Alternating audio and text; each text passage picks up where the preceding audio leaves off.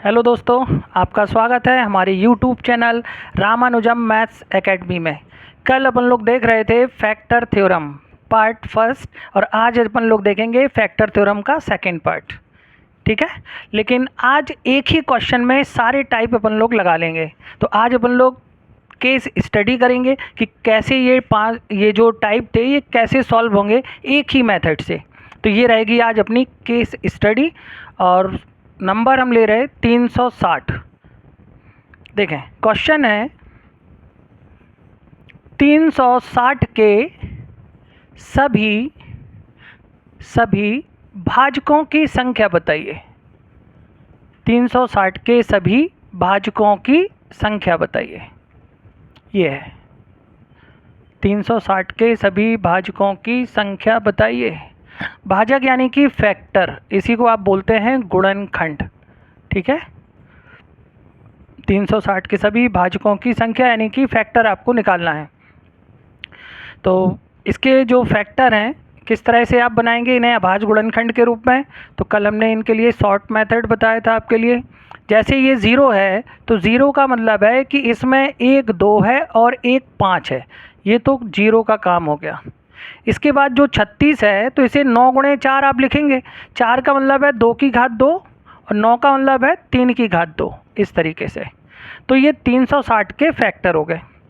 अब इसमें देखो ये 2 की घात 1 है और ये 2 की घात 2 है, तो ये 2 की घात 3 और 3 की घात 2 और 5 की घात 1, इस तरह से ये फैक्टर अपने बन गए। तो ये 360 के आपने अभाज्य गुणनखंड के रूप में फैक्टर कर लिए। अब इसमें इतना करने के बाद जितने भी टाइप आपने सीखे थे वो सारे टाइप इसमें आ जाएंगे। देखो कैसे। तो सबसे पहले 2 की घात 3 है तो इसे आप 4 तरह से लिखेंगे, इसे 3 तरह से लिखेंगे और इसे 2 तरह से। वैसे हमने जो शॉर्ट मेथड बताया था कि घात में 1 जोड़ के, तो 3 और 1 4, 2 और 1 3, 1 में 1 जोड़ा 2, यानी कि 4 3 2, तो कितने आ गए 24।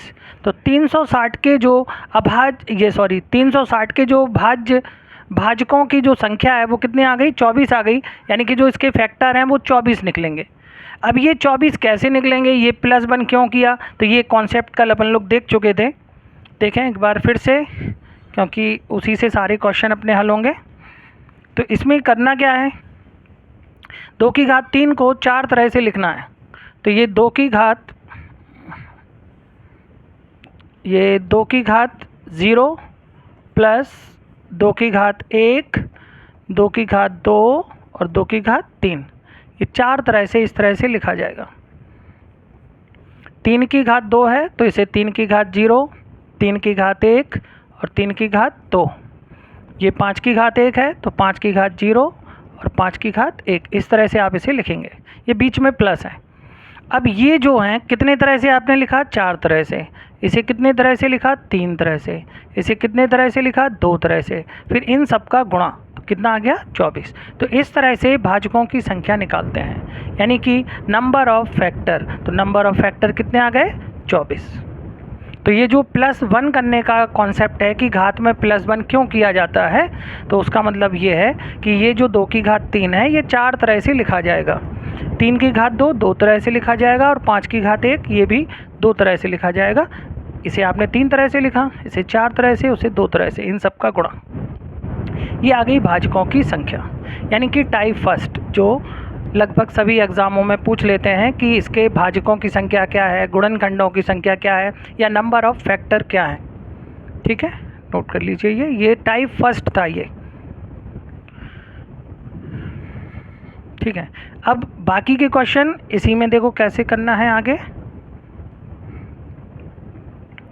अब जैसे हमने आपसे कहा 360 के सभी भाजकों का योग बताइए, सभी भाजकों का योग बताइए, योगफल यानी कि सम यानी कि टोटल।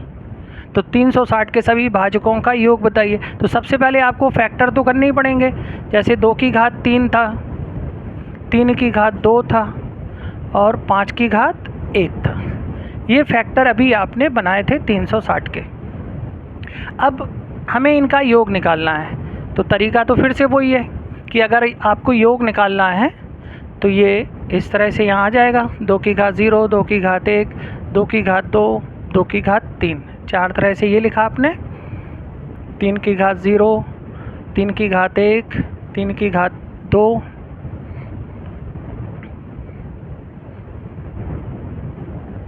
और यहाँ पे 5 की घात 1 है, तो ये 5 की घात 0, 5 की घात 1, इस तरह से आपने लिखा। क्योंकि अब हमें इनका योग निकालना है तो इन्हें खोल कर जोड़ना है। अभी हमें फैक्टर बताने थे तो हमने डायरेक्ट इनका गुणा कर दिया था कि ये 4 थे, ये 3 थे, ये 2 थे। अब यहाँ पे हमें इनका योग चाहिए, तो इन्हें खोल के जोड़ दीजिए। ये 1, ये 2, ये 4 और ये 8। यहाँ पे 1, 3 और ये 9, फिर यहाँ पे 1 और ये 5। अब ये देखो कितना हुआ, 8 2 10, 5 15, ये आ गया 15। यहाँ पे 13 और यहाँ पे कितना आ रहा, 6। अब इनका हमें गुणा करना है, तो देखो इनका जब आप गुणा करेंगे तो 15 गुणे 6, 15 छक्के 90, और 13 का इसमें गुणा करेंगे तो 13 गुणे 9 यानी कि 117 और 1 0, तो ये कितना आ गया, 1170। तो इस तरह से आपने इन सब का गुणा कर दिया, तो ये भाजकों का क्या आ गया, योगफल, यानी भाजकों का जो योग है वो कितना आ गया, 1170। तो ये इसका बेसिक तरीका। फिर हमने कल यहाँ पे इसका आपको फॉर्मूला भी बताया था कि इसे अपन किस तरह से करेंगे, तो उसका ये फॉर्मूला भी था एक, इसे नोट कर लीजिए, फिर बता रहे इसका फॉर्मूला क्या है। देखें, इसे हम यहाँ से इरेज कर दे रहे केवल इतना, क्योंकि इसकी ज़रूरत पड़ेगी अभी अपन को। देखें, इसका जो कल हमने फॉर्मूला बताया था, यहाँ तक तो आपको करना पड़ेगा फॉर्मूले के लिए। देखें, जैसे a की power x plus 1 minus 1 upon में a माइनस 1 इंटू b की power y plus 1 minus 1 upon में b माइनस 1, c की power z plus 1 minus 1 upon में c माइनस 1। ये इसका भाजकों का योग, यानी कि sum of factor, sum of factor, भाजकों का योग, सम ऑफ फैक्टर। तो उसका ये फॉर्मूला कल बताया था आपके लिए। तो फॉर्मूले से करना चाहें तो यहाँ से भी कर सकते हैं आप इसे। तो ये ए बी सी जो हैं ये 2 3 5 हैं, और एक्स वाई जेड जो है वो ये घात है, तो 2 की घात, एक्स 3 है, 3 और 1 4, माइनस 1 अपॉन में 2 माइनस 1 इंटू यहाँ पे 3 की पावर ये 2 प्लस 1 यानी कि 3 माइनस 1 अपॉन में 3 माइनस 1 इंटू सी यानी कि 5, तो 5 की घात ये 1 प्लस 1 यानी कि 2 माइनस 1 अपॉन में 5 माइनस 1। अब आप इसे सॉल्व करेंगे तो ये 16, एक घट गया 15 बटे 1 यानी कि ये 15 आ गया, इंटू ये देखो 27, 27 में से 1 घट जाएगा 26 बटे 2, ये 25 में से 1 घट जाएगा 24 बटे 4, 4 से 1 कट गया 6 बार, 2 से 1 कट गया 13 बार, 15 छक्के 90, 90 गुणे 13 करेंगे तो 13 गुणे 9 117 यानी कि 1170। ये आपका आंसर आ गया था। तो अगर आप फॉर्मूले से कर रहे सम ऑफ फैक्टर यानी भाजकों का योग, तो आप इस तरीके से करेंगे, और अगर आपको सीधा निकालना है तो इन्हें खोल के जोड़ दीजिए। तो दोनों तरीके आपने सीखे कि भाजकों का योग जो है वो कैसे निकालते हैं, नोट कर लीजिए। इसके बाद इसके नेक्स्ट टाइप जो है उन्हें देखते हैं। हो गया, चलिए जैसे अगला क्वेश्चन है, इसी में 360 के सभी सम भाजकों की संख्या बताइए। सम भाजकों की संख्या बताइए। सम भाजक यानी सम मतलब इवन फैक्टर, इवन फैक्टर यानी कि सम भाजकों की संख्या इवन फैक्टर में चाहिए कि 360 में इवन फैक्टर कितने हैं। देखो इसके लिए हम क्या कर रहे हैं, थोड़ा आपके लिए और वेरीफाई करते हैं। 360 जो है इसके आप फैक्टर बनाइए, जिससे क्या है और कॉन्सेप्ट क्लियर हो जाएगा। एक बार जब आप किसी चीज़ को बना के देख लेंगे तो उसका शॉर्ट फॉर्म जल्दी समझ में आता है। देखिए ये इसका फुल मेथड अभी हम बता रहे हैं। तो देखो जो 1 है ये सबका फैक्टर होता है, तो 1 से तो स्टार्टिंग करते ही हैं। फिर 2 गुणे 180, 3 गुणे 3 का भाग देंगे आप 120, फिर 4 गुणे, देखो यहाँ पे ये इसका डबल हुआ तो ये इसका आधा हो जाएगा 90, 5 का भाग देंगे इसमें 5 सत्ते 35, 5 दूनी 10, 72 बार। 6 गुणे, देखो ये 3 का डबल हो रहा तो ये आधा हो जाएगा यहाँ पे, 7 से तो होगा नहीं, 8 से हो जाएगा, क्योंकि ये 4 का डबल हो रहा तो ये इसका आधा हो जाएगा यानी कि 45। 9, यहाँ देखें ये 3 का 3 गुना हो रहा तो ये तिहाई हो जाएगा, यानी 120 में 3 का भाग 40। 10 से कर देंगे 36, 11 से होगा नहीं, उसके बाद आएगा 12। देखो 12 गुणे 4 का 3 गुना हो रहा ना तो 3 का भाग इसमें दे देंगे आप, तो कितना आ जाएगा 30। 8, जैसे 12 के बाद जो है जैसे 15 आ जाएगा, 12 13 14 से होगा नहीं, 15 देखें 15, इसका 3 गुना हो रहा तो इसका तिहाई यानी कि 24। इसके बाद 16 अगर हम करेंगे तो 8 दूनी 16, लेकिन 45 का आधा होगा नहीं, इसका मतलब 18। 9 का डबल हो रहा तो इसका आधा 20। अब ये देखो नज़दीक आ गए यहाँ पे, इसका मतलब इसके आगे फैक्टर नहीं बनेंगे, तो 360 के इतने फैक्टर बनेंगे। तो इतने जो फैक्टर हैं ये कितने हो गए पूरे, देखो 1 2 3 4 5 6 7 8 9 10 11 12, यानी कि ये 12 जो हैं ये पेयर हैं, जोड़े हैं। अगर फैक्टर पेयर हम पूछते तो आंसर आपका टिक होता 12। हमने आपसे पूछे भाजकों की संख्या, तो वो हो गई भाजकों की संख्या, ये हो गई 24। ठीक, अब हमने आपसे पूछे इसमें कि सम भाजक कितने हैं, सम, तो देखो सम कितने हैं,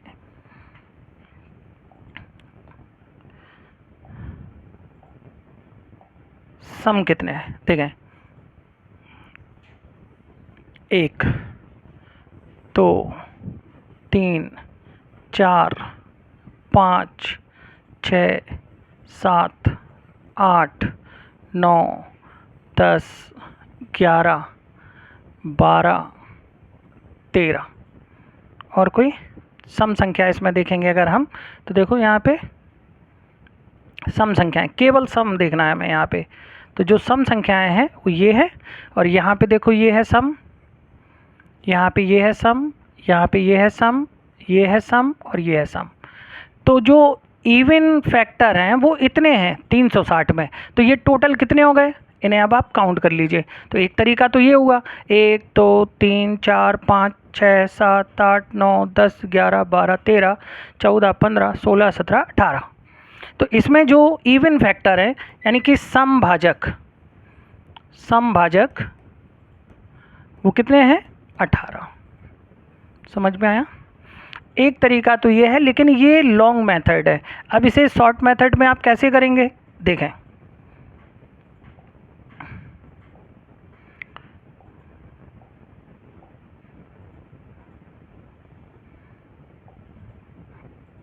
देखें अभी अपन ने 360 को घात के रूप में लिखा था, अगले नेक्स्ट पेज में आ रहे से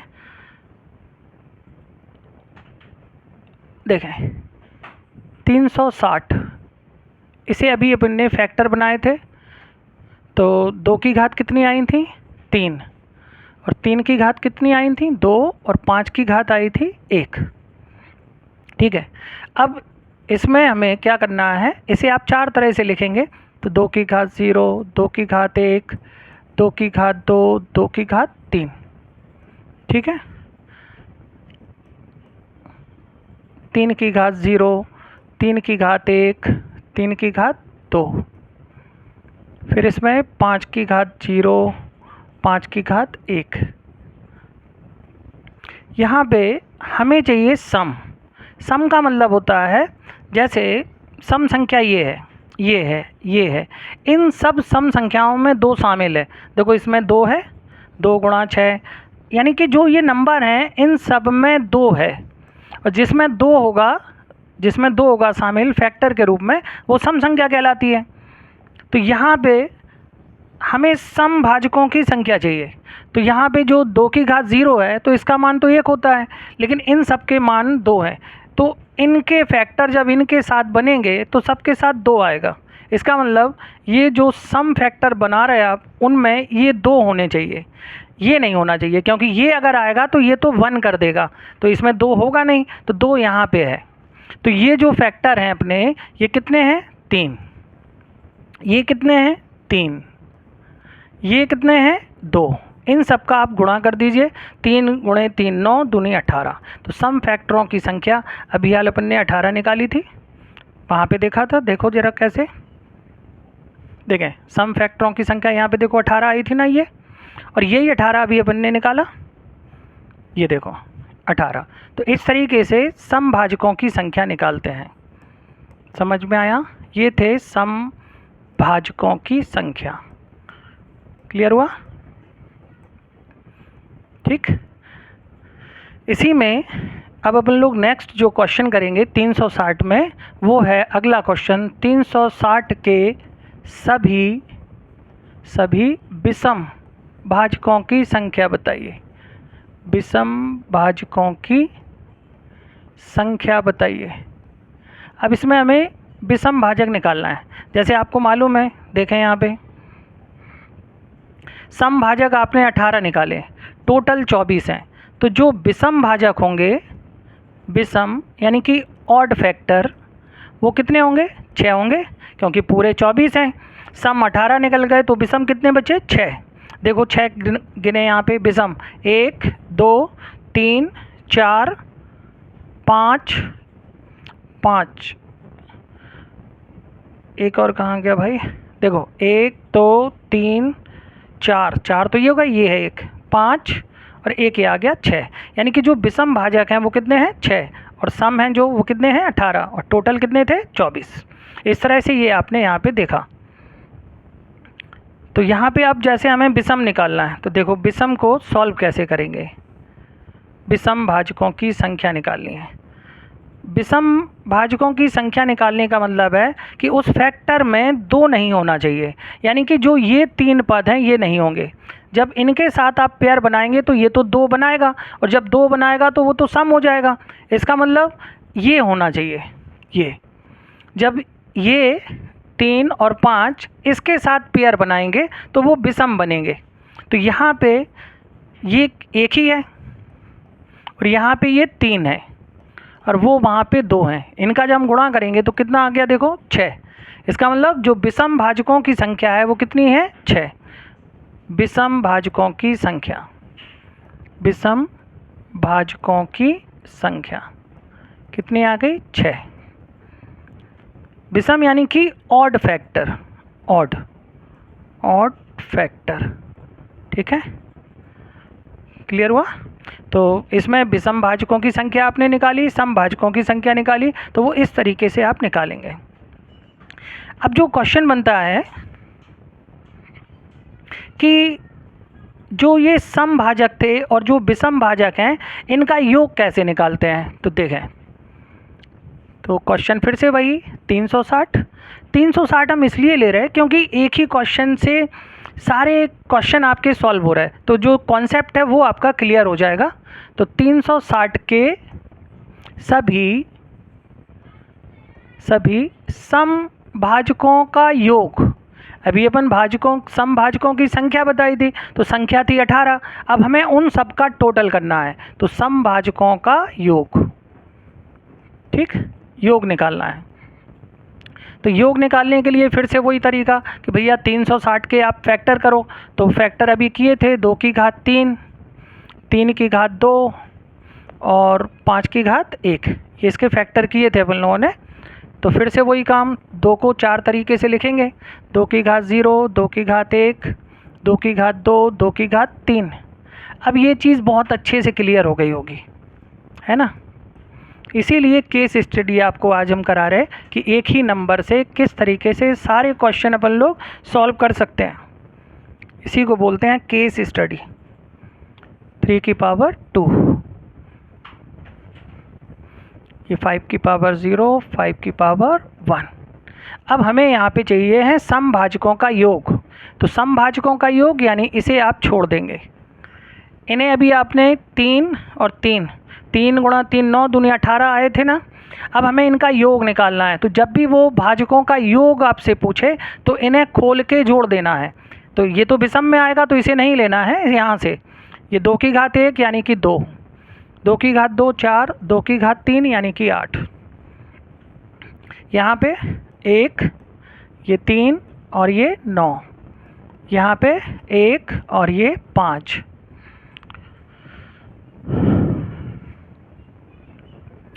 8 2 10, 14 गुणे 10 13 और ये 6। इन सब का आप गुणा कर दीजिए। देखो 13 छंग 78, 78 गुणे 14 तो आपका आ जाएगा 1092। नोट कर लीजिए। तो ये आ गया समभाजकों का योग। नोट कर लीजिए। ठीक है। तो जब वो आपसे सम ऑफ फैक्टर पूछता है तो इन घातों को खोल के जोड़ना है और फिर गुणा करना है। तो ये आ जाएगा भाजकों का योग। ठीक है, नोट कर लीजिए।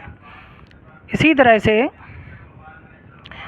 मान लो हमने आपसे पूछा कि विषम, देखें जैसे ये सम था अभी, अब हमने आपसे पूछा विषम यानी कि विषम भाजकों का योग। अब विषम के लिए देखो क्या करना है। विषम के लिए क्या करना है, देखें विषम के लिए अब आपको ये सम वाले फैक्टर छोड़ देना है। विषम में आपको ये लेना है तो एक ही फैक्टर है ये। तो किसी संख्या की घात 0 तो उसका मान है 1, तो ये तो एक ही है। और ये यहाँ पे देखो 9 1 3 और ये 9 और यहाँ पे ये 1 और 5, ये कितना हो गया 13 गुणे 6 कितना आ गया 78, 78। तो ये जो विषम भाजक हैं उनका योग आ गया 78। अब आप यहाँ पे एक चीज़ देखें, भाजकों का योग आपने अभी निकाला था 1170, निकाला था ना 1170, सॉरी 1170, ये 1170 निकाला था अभी आपने। और सम का जो योग था वो 1092 निकाला था अभी आपने। तो अब हम जब इसे माइनस करेंगे तो जितना बचेगा वो विषम का। ये जैसे ये हो गया भाजकों का योग, ये हो गया समभाजकों का योग। तो विषम भाजकों का योग कितना होगा, इसमें से आप माइनस कर देंगे तो ये कितना आ जाएगा 78। 10 में से 8 2 घट गए 8 और यहाँ पे 8 यानी कि 18 में से ये 9 आप माइनस कर देंगे तो कितना आ जाएगा 7। तो ये देखो 78 ये आ गया विषम भाजकों का योग। इस तरह से आपने देखा समभाजकों का योग, विषम भाजकों का योग, समभाजकों की संख्या, विषम भाजकों की संख्या, इस तरह से आप निकाल लेंगे। ठीक है।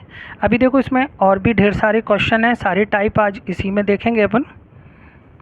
देखें ये हो गए अपने सम विषम। ठीक। अब यहाँ पे हम अगला क्वेश्चन आपको दे रहे, ये देखो अगला जो क्वेश्चन है, अगला जो टाइप है इसी में, तो 360 के सभी पूर्ण वर्ग यानी परफेक्ट स्क्वायर। तो 360 के सभी पूर्ण वर्ग भाजकों की संख्या बताइए, भाजकों की संख्या बताइए। ये बिल्कुल रेलवे के लिए बहुत इम्पोर्टेंट, ये मान लीजिए कि 100% है ये क्वेश्चन आपका रेलवे एनटीपीसी में आ सकता है। ये जो क्वेश्चन है पूर्ण वर्ग वाला, नंबर कोई भी आ सकता है लेकिन ये जो परफेक्ट स्क्वायर पूछता है ये बहुत इम्पोर्टेंट है, क्योंकि पिछली बार भी रेलवे एनटीपीसी 2022 के क्वेश्चनों में ये आपको मिला था। तो वहाँ पे संख्या दूसरी थी, अभी संख्या हमने दूसरी ली है।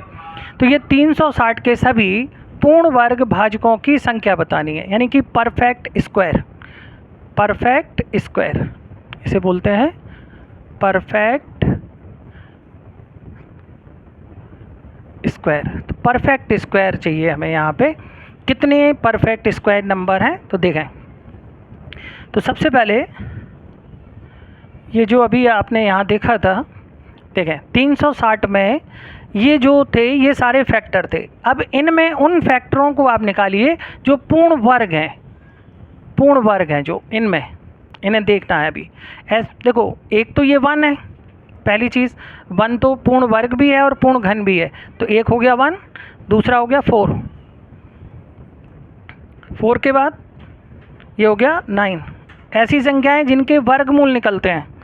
एक ये 36 हो गया, 36। उसके बाद और देख लीजिए, अब इसमें कोई नहीं है, ठीक है। तो ये पूर्ण वर्ग जो संख्याएं हैं वो कितनी हैं? 4, 1 2 3 4। अब देखो ये 4 यहाँ पे दिखाया हमने आपको। अब ये 4 कैसे निकालेंगे देखें। तो पहले सबसे पहले आपने ये चीज़ निकाली। तो 360 के सभी पूर्ण वर्ग भाजकों की संख्या निकालनी है। पूर्ण वर्ग का मतलब है कि घात सम हो, यानी कि इवन होनी चाहिए घात, और घात सम होगी। तो कैसे होगी? तो यहाँ पे जो ये विषम वाली हैं इन्हें हम छोड़ देंगे, विषम वाली इन्हें हटा दीजिए केवल, ठीक। केवल सम वाली आप लेंगे, जैसे 2 की घात 0 और 2 की घात 2। ये जो 0 है ये सम में आता है, ठीक है, उसका ध्यान रखना।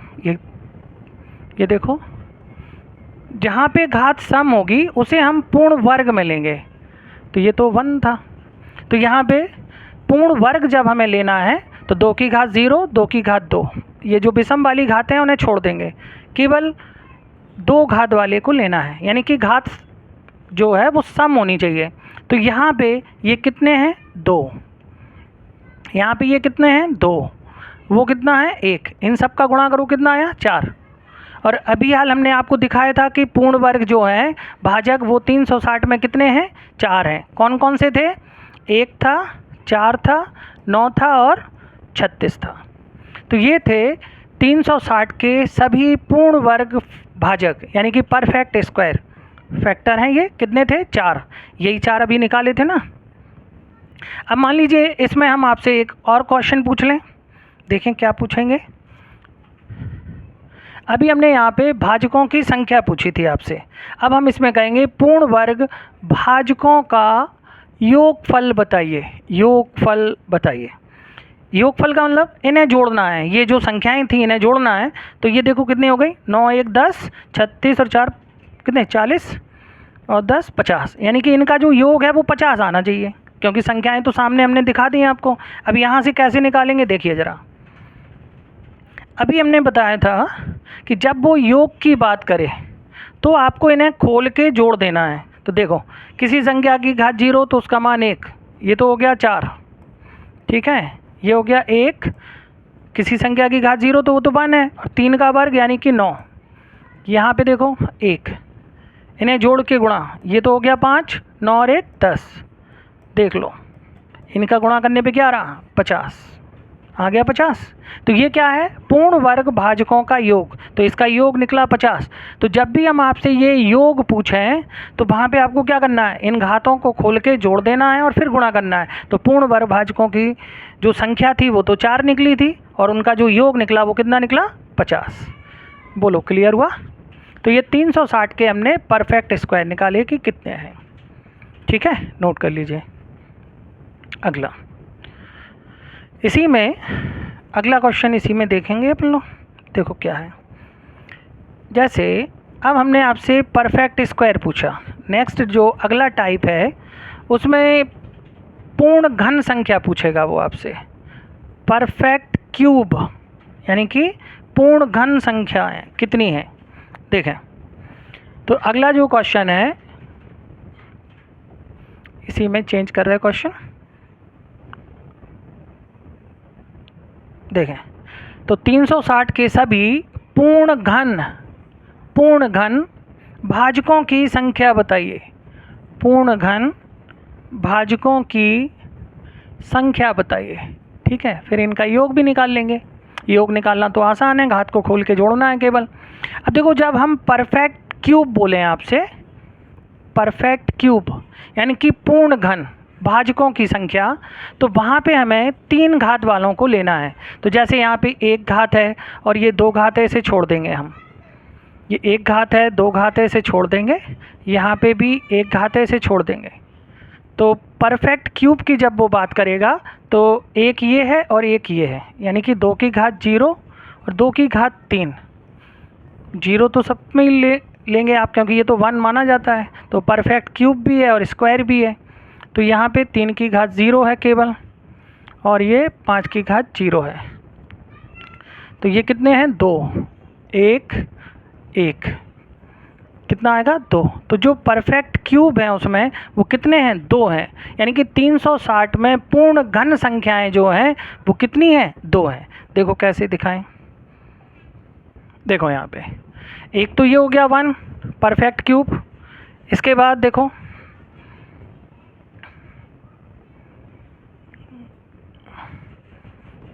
परफेक्ट क्यूब जिसका घनमूल निकलता है, जिसका घनमूल निकलेगा, 2 संख्याएं हैं।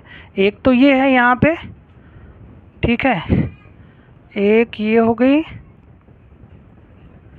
और एक और जिसका क्यूब निकलेगा वो यहाँ पे कौन सी संख्या है जिसका घनमूल निकलता है, यानी कि 3 बार गुणा करने पर,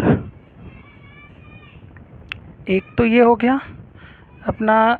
इसमें पूर्ण घन संख्याएं जो निकली थी वो कितनी? 4 निकली। अब परफेक्ट क्यूब वाली जो संख्याएं आपने निकाली वो 2 निकल रही हैं अपनी। यहाँ पे 2 देखना है जिनका क्यूब, एक तो ये हो गई, दूसरी देखिए, दूसरी परफेक्ट क्यूब वाली संख्या जो यहाँ पे है जिसका आप क्यूब निकाल सकते हैं वो कौन सी है? इसमें 2 संख्याएं आ रही हैं 360 में। तो 2 की घात अपन ने 0 किया और 2 की घात 3 किया, तो यहाँ पे 2 संख्याएं आ रही। ये है ना यार, अरे 8 ये है, एक तो 1 हो गया ना ये, और एक ये 8 जो है क्यूब निकलेगा ना, 2 का क्यूब है ये, यानी कि जो क्यूब वाली संख्याएं हैं वो कितनी आ गई? 2। परफेक्ट स्क्वायर वाली संख्या कितनी आ गई थी? 4। अब इन्हीं का जब हम आपसे टोटल पूछेंगे तो इन्हें खोल के जोड़ देंगे। देखो कैसे, देखो ये तो आपने परफेक्ट क्यूब निकाल दिए, कितने आ गए? 2। अब इन 2 कौन कौन से थे? 1 और 8, इनका टोटल कितना आ रहा? 9। अब देखो इनका टोटल कैसे निकालते हैं, देखो यहाँ पे टोटल निकालने के लिए इनकी घातों को खोल देते हैं। जैसे ये 1 और ये 8, यहाँ पे तो 1 है और ये भी 1 है, तो ये देखो कितना हुआ? 8 और 1 9। अब 9 का गुणा 1 से करेंगे तो वो तो 9 ही रहेगा। तो पूर्ण घन भाजकों की जो संख्या है वो 2 है और उनका जो योग है वो कितना है? 9 है। ठीक है, तो ये हुआ आपका पूर्ण घन। पूर्ण घन का मतलब परफेक्ट क्यूब। फिर आपने देखा पूर्ण वर्ग, तो यहाँ से क्वेश्चन, अच्छे क्वेश्चन बनते हैं कि पूर्ण घन संख्याएं कितनी हैं, पूर्ण वर्ग संख्याएं कितनी हैं, यानी कि संख्या यानी ये भाजक फैक्टर की बात कर रहा है यहाँ पे, और फिर इनका योग। तो जब हम इनका योग निकालते हैं तो आपने इनकी घातों को खोल के जोड़ दिया। तो आज आपने कितने टाइप इसमें सीखे? पहला हमने आपको सिखाया भाजकों की संख्या कैसे निकालते हैं, फिर उनके भाजकों का योग कैसे निकालते हैं, फिर समभाजकों की संख्या, समभाजकों का योग, विषम भाजकों की संख्या, विषम भाजकों का योग। फिर आपने देखा पूर्ण वर्ग संख्याएं कैसे निकालते हैं, पूर्ण वर्ग का योग कैसे निकालते हैं, पूर्ण घन संख्याएं कैसे निकालते हैं, और पूर्ण घन का योग कैसे निकालते हैं। तो आज आपने इतने टाइप सीखे, 3 3 6 6 4 10 टाइप हमने आज आपको यहाँ पे कराए।